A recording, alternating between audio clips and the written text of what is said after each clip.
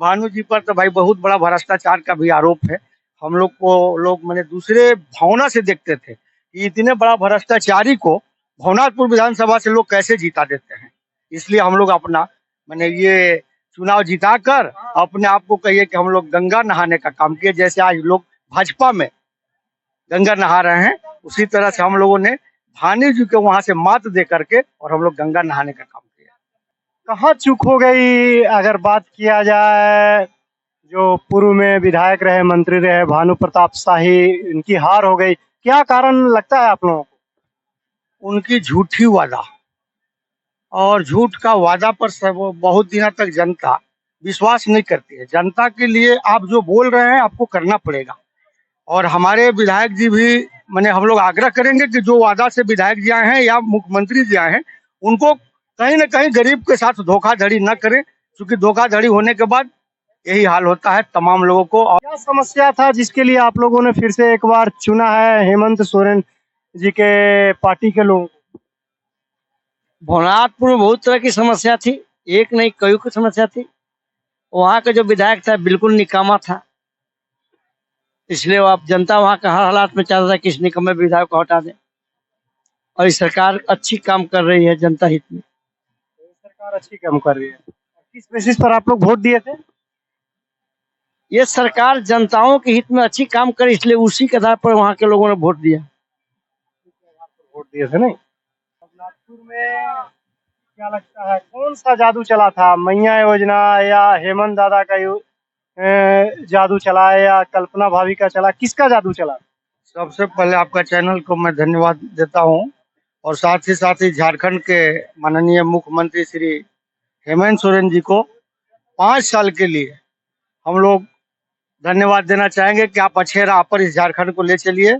और जहाँ तक बात रही कि सरकार की इस तरह का योजना जो हम लोगों ने 5 साल में जो लाभ लिया और गरीब गुरबा का जो भी काम हुआ, लगता है कि अभी तक झारखंड में आज अगर ये 24 वर्ष का झारखंड हुआ, इसके पूर्व में कभी कोई दूसरा सरकार काम इस तरह का नहीं किए थे। क्योंकि गरीबों का बिजली बिल माफ हुआ और केसीसी लोन माफ हुआ। मैया सम्मान योजना के तहत इन्होंने 1000 हर महिला को 18 से 49 वर्ष के महिलाओं के लिए दिया। और उसमें साथ ही साथ सभी महिला को, सभी वर्ग को महिला को 50 वर्ष से वृद्धा पेंशन और एसी एसटी पुरुष को भी 50 वर्ष से पेंशन लागू किया। और गरीब गुरबा के लिए बहुत अच्छा सरकार है। इसलिए हम लोगों ने वहां से माननीय विधायक श्री अनंत प्रताप देव जी को अपने सारे लोगों ने, भवनाथपुर विधानसभा के सारे तमाम जनता ने मिलकर उनको विजयी बनाने। और मंत्री बनाए जाने की खबर है भवनाथपुर से जो विधायक बने हैं अनंत प्रताप देव का।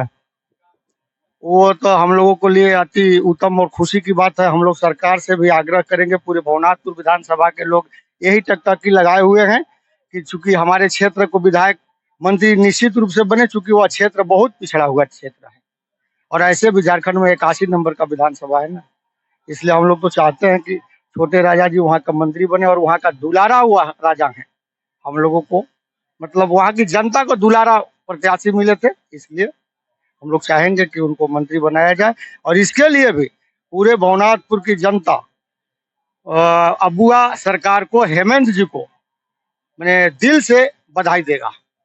कहाँ चूक हो गई अगर बात किया जाए, जो पूर्व में विधायक रहे, मंत्री रहे, भानु प्रताप शाही, इनकी हार हो गई, क्या कारण लगता है आप लोगों को?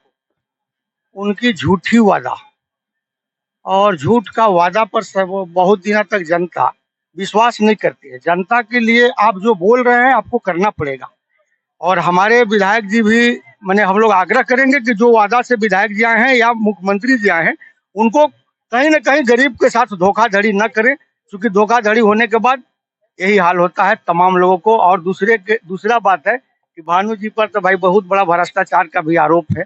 हम लोग को लोग मैंने दूसरे भावना से देखते थे कि इतने बड़ा भ्रष्टाचारी को भवनाथपुर विधानसभा से लोग कैसे जीता देते हैं।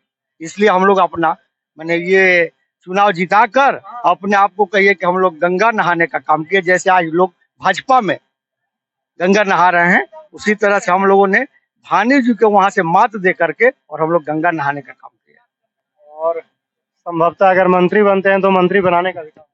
मंत्री बनेंगे तब तो हम लोग पुनः मैंने लगता है कि कुछ समय तक ही उनको उस विधानसभा का विधायक और मंत्री बनाते रहेंगे।